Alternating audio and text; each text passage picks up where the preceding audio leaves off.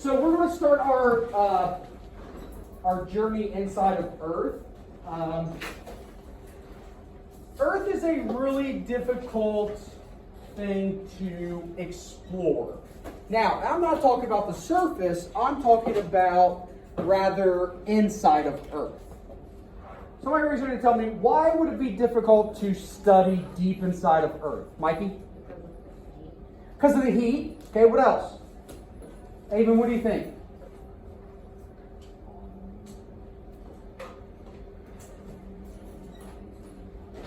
Yeah, it's not easy to get down there. Here's a few little statistics.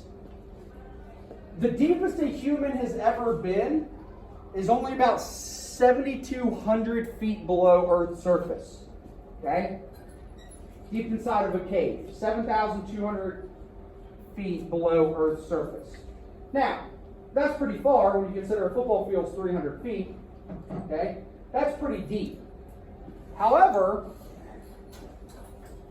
considering how thick Earth is and how deep you could go if there were no boundaries, that's just barely scratching the surface. The deepest hole ever dug, scientists back in the 1970s decided that they were going to try to dig a hole through Earth's crust, which is the outer layer of Earth. So they decided they were going to try to dig a hole all the way through it. So they dug a borehole, okay? About a hole about this big and around. And they reached a distance of about 7.5 miles. And then it became too difficult to drill through, and problem after problem, and money shut them down. Okay? So the deepest hole ever dug inside of Earth was about 7.2 miles, and the deepest we've ever been is about 7,200 feet, the deepest a human has ever been. And it's because of the reasons that Avon said. It's really difficult to get down there, and then what Mikey said, we start to get very hot. The basic layers of Earth include the inner core, the outer core, the mantle, and the crust. Starting with the inner core. The inner core is a solid ball of nickel and iron. The metals nickel and iron. In the inner core, the temperature is extremely high. So high that metal should technically be a liquid. It's actually said that it's theorized that the inner core of Earth may actually be as hot as the surface or hotter than the surface of the sun. So that nickel and iron should technically be molten, should be liquid. But it's not. And here's why. Because as you go deeper inside of Earth, temperature increases, and also what else increases? Anybody want to guess? Gabby? Pressure. Temperature increases, pressure increases. So the pressure on that inner core is so tight, that the molecules literally cannot expand enough to separate and become a liquid. So the inner core is solid nickel and iron. The outer core, so we have the inner core, the outer core. The outer core is liquid nickel and iron. So the pressure there is not quite as much as it is in the inner core. Inner core, extremely high pressure, and as you move out, pressure decreases. So you have this liquid outer core, liquid iron and nickel. You move beyond the outer core, you have the mantle. The mantle, which is the thickest layer of Earth,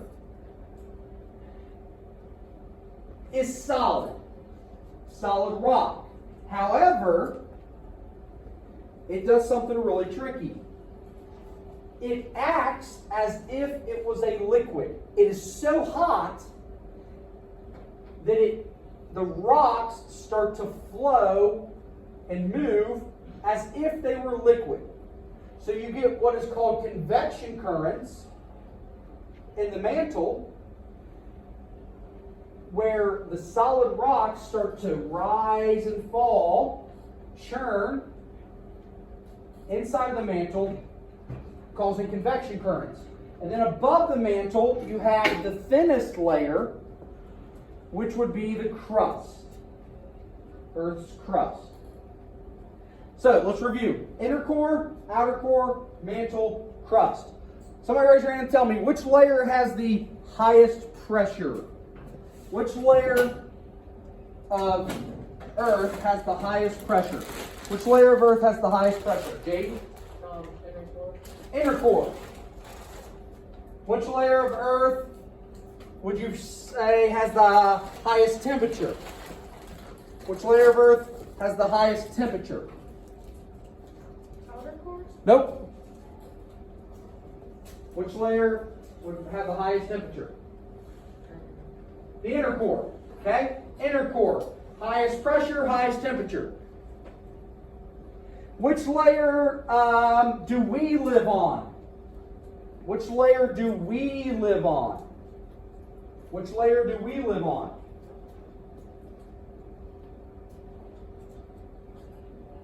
Caitlin, what do you think? The crust. We live on the crust. Which layer is liquid? Which layer is liquid? Which layer is liquid iron and nickel? Sammy? Outer core. And which layer has convection currents in it? Which layer has convection currents in it? Yeah? Inner core. Nope. Which layer has convection currents? Jaden? It's the thickest layer. Solid rock, but the layers act like liquid. Avery? Or Avon? The mantle. Oh, sorry, that was a horrible throw. All right, so we're going to take just a few quick notes on these.